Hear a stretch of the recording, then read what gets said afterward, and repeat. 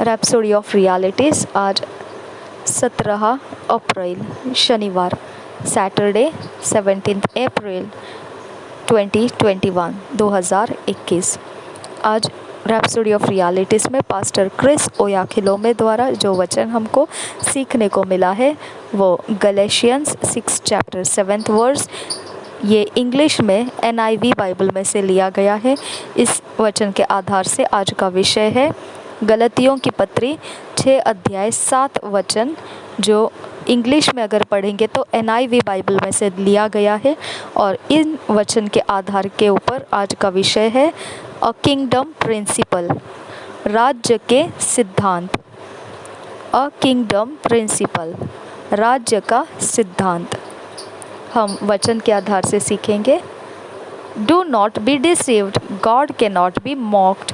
A man reaps what he sows. Galatians 6 chapter 7 verse NIV version में से Do not be deceived, God cannot be mocked. A man reaps what he sows. Do not be deceived, God cannot be mocked. A man reaps what he sows. Galatians 6 chapter 7 verse NIV Bible में से। यही वचन को हम हिंदी में पढ़ेंगे BSI Bible में से। गलतियों की पत्री 6 अध्याय 7 वचन। धोखा न खाओ, परमेश्वर ठट्ठों में नहीं उड़ाया जाता, क्योंकि मनुष्य जो कुछ बोता है वही काटेगा। धोखा न खाओ, परमेश्वर ठट्ठों में नहीं उड़ाया जाता, क्योंकि मनुष्य जो कुछ बोता है वही काटेगा।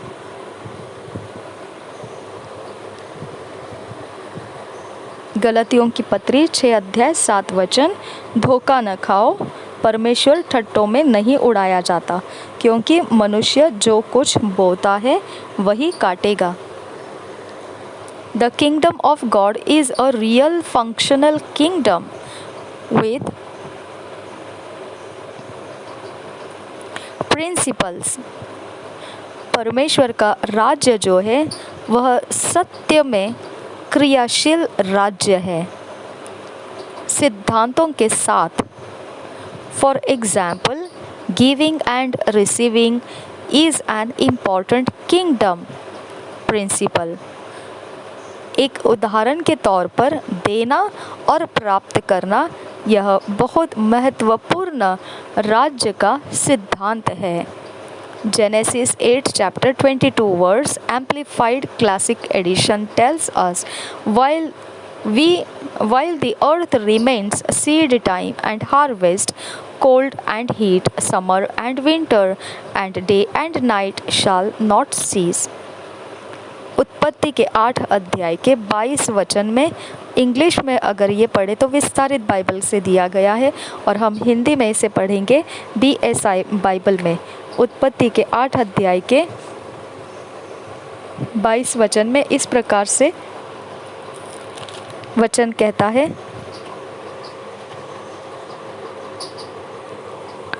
अब से जब तक पृथ्वी बनी रहेगी तब तक बोने और काटने के समय, ठंड और तपन, धूपकाल और शीतकाल, दिन और रात निरंतर होते चले जाएंगे। उत्पत्ति 8 अध्याय 22 वचन। अब से जब तक पृथ्वी बनी रहेगी तब तक बोने और काटने के समय, ठंड और तपन, धूपकाल और शीतकाल, दिन और रात निरंतर होते चले जाएंगे।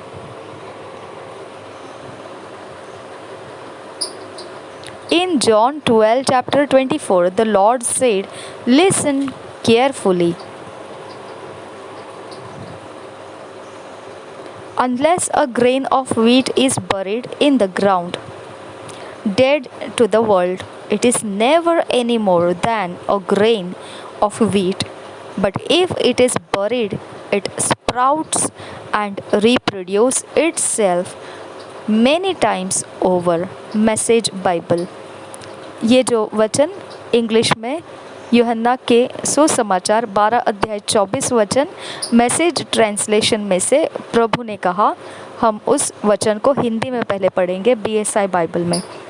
यूहन्ना के 12 अध्याय का 24 वचन। मैं तुमसे सच सच कहता हूँ कि जब तक गेहूं का दाना भूमि में पड़कर मर नहीं जाता वह अकेला रहता है, परंतु जब मर जाता है तो बहुत फल लाता है।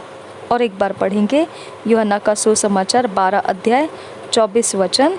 मैं तुमसे सच सच कहता हूँ कि जब तक गेहूं का दाना भूमि में पड़कर मर नहीं जाता वह अकेला रहता है, परंतु जब मर जाता है तो बहुत फल लाता है। ये वचन जो हमने पढ़ा BSI बाइबल हिंदी में, इसको इंग्लिश में जो लिखा गया है वो मैसेज ट्रांसलेशन में से लिखा गया है। मैं उसको अपनी तरफ से आपको भाषांतर करके दिखाती हूँ वो किस प्रकार से था। यूहन्ना 12 अध्याय 24 वचन। प्रभु ने कहा, सुनिए ध्यान से। ऐसा प्रभु ने कहा हुआ वचन में मैसेज ट्रांसलेशन जो किया है वही मैं आपको पढ़ के सुना रही हूँ हिंदी में अपनी तरफ से। सुनिए ध्यान से। जब तक दाना जो गेहूं का है वह भूमि में गाढ़ा नहीं जाता है, वह जगत के लिए मरता है। जब तक वो गाढ़ा नहीं जाता, जगत के लिए मर नहीं जाता, वह कुछ भी नहीं है। एक गेहूं के दाना के अलावा और कुछ नहीं है वो। जब तक गेहूं का दाना भूमि में गाढ़ा नहीं जाता, जगत के लिए मर नहीं जाता, तब तक वह उस गेहूं के दाने के अलावा और कुछ भी नहीं है। उसकी पहचान सिर्फ गेहूं का दाना ही है, वो और कुछ भी नहीं है। लेकिन जैसे ही वह भूमि में गाढ़ा जाता है तो उसके अंदर से अंकुर फूट निकलते हैं और वह सृष्टि को और तैयार करने लगता है, उसके समानता की सृष्टि, और बहुत ज़्यादा मात्रा में वह अपने आप को बहुगुणित करना शुरू कर देता है। ये मैसेज ट्रांसलेशन में इंग्लिश में दिया हुआ वचन था, जो हिंदी में BSI बाइबल में इसी वचन को, यूहन्ना के 12 अध्याय 24 वचन को हम पढ़ें तो ऐसा है, मैं तुमसे सच सच कहता हूँ कि जब तक गेहूं का दाना भूमि में पड़कर मर नहीं जाता वह अकेला रहता है, परंतु जब मर जाता है तो बहुत फल लाता है।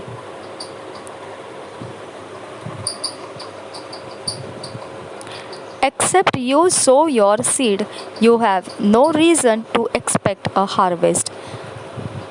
यहाँ तक जब तक आप बीज को बोते नहीं हैं, आपके पास कोई कारण नहीं रहता है फसल की आशा रखने का, फसल की अपेक्षा करने का।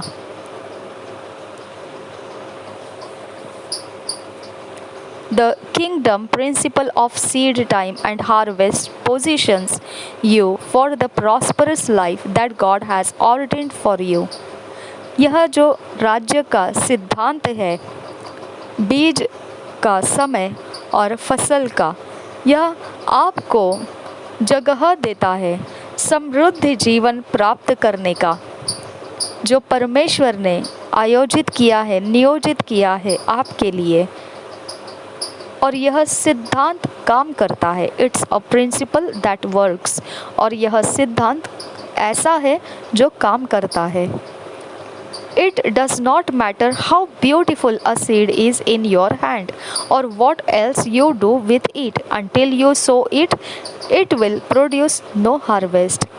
इससे कोई मतलब नहीं रहता है कि कितना सुंदर है जो आपके हाथ में आपने बीज को रखा है, या फिर आप क्या करें उसके विषय में, इससे कोई मतलब नहीं रहता है। जब तक बीज का जो बो ना होता है, वो जब तक आप उसको उसके काम, उस बीज को जो दिया गया काम है उसको भूमि के अंदर बो देना है, जब तक आप उसको बो नहीं देते हैं तब तक कोई परवाह नहीं कि वो कितना सुंदर आपके हाथ में है या फिर आप उसके साथ क्या कर रहे हैं। कोई फ़र्क नहीं पड़ता है, कोई मायने नहीं करता है, उसका कोई मतलब नहीं रहता है जब तक आप उसको बो नहीं देते हैं। It will produce no harvest. और आपने जब तक उसे बोया नहीं है तो आप आपको वो बीज के अंदर से वो बीज कोई फसल भी नहीं देगा, वो फसल भी उत्पन्न नहीं कर सकता है। दैट्स द किंगडम ट्रूथ, और यह राज्य का सच्चाई है। The seed does not reckon who is holding it, whether it's a good man or wicked fellow. Once the seed gets into the right environment, it will produce the necessary results. जो बीज होता है वह कोई भी अपने आप के ऊपर दबाव नहीं रखता है कि उस बीज को किसने थामा है, चाहे वह अच्छा मनुष्य ने थामा है या फिर कोई बुरे मनुष्य ने, दुष्ट इंसान ने थामा है। वह बीज को उसके विषय में कोई भी फर्क नहीं पड़ता है। वह जो ज़रूरी है नतीजा लाना, वह उत्पन्न करके लेकर आता है। अगर उसको सही वातावरण मिल गया तो वह पूरी तरह से नतीजा, जो ज़रूरी नतीजा है उसके अंदर से आना, वो उत्पन्न करके लेकर ही आता है। This kingdom principle applies to everything about life. यह राज्य का सिद्धांत हर एक विषय जो जीवन के बारे में है, सब कुछ के ऊपर यह लागू हो जाता है। The harvest a farmer gets is a direct result of the seeds he plants. जो फसल एक किसान को मिलता है वह सीधा नतीजा है जो बीज उसने बोया होता है, उसका वो सीधा नतीजा वो किसान को फसल के रूप में मिलता है। Just as it is with the farmer so it is with you. फिर ऐसा ही जैसा वो किसान के साथ है वैसा ही आपके साथ भी है। Your seed could come in different forms. It could be your time, talent और any other gift God has blessed you with for a glorious life. यह बीज का रूप किसी भी अलग अलग प्रकार का हो सकता है, वह अलग अलग रूप में आ सकता है। ऐसा बीज, वो बीज ऐसा हो सकता है जो आपका समय है, वह भी बीज बन सकता, बीज कह सकते हैं। आपके कार्य कुशलता या फिर ऐसे और जो परमेश्वर की ओर से दान वरदान आपको आशीषित किए हुए, उसके द्वारा जो आपको महिमामय जीवन मिलता है, वो भी बीज आप कह सकते हैं।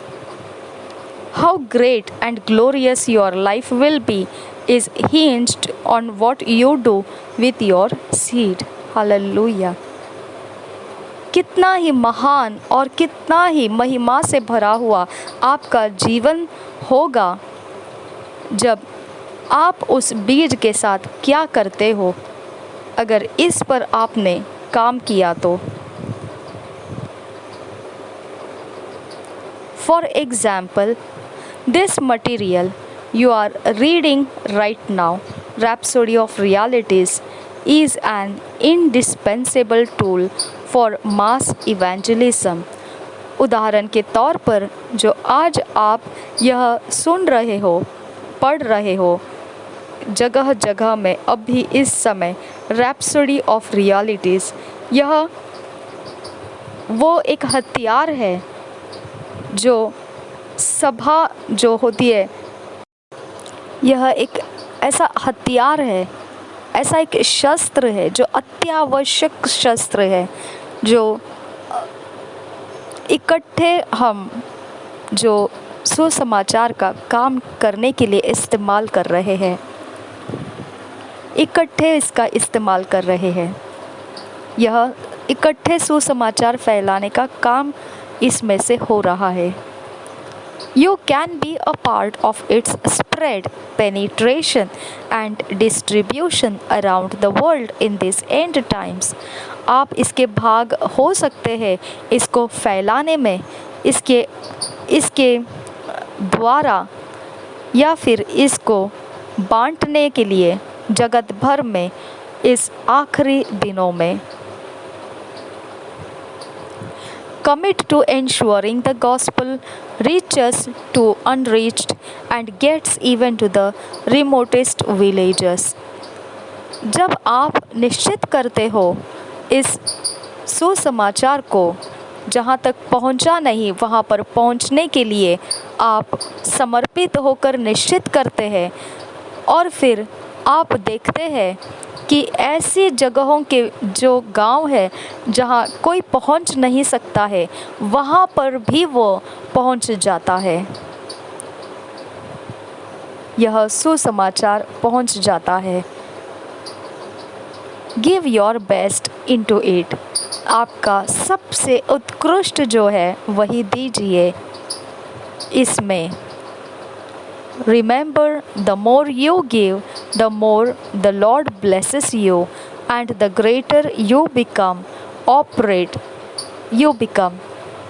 याद रखिए, जितना ज़्यादा आप दोगे उससे ज़्यादा प्रभु आपको आशीष करेगा और उतना ही महान तरीके से आप बनोगे।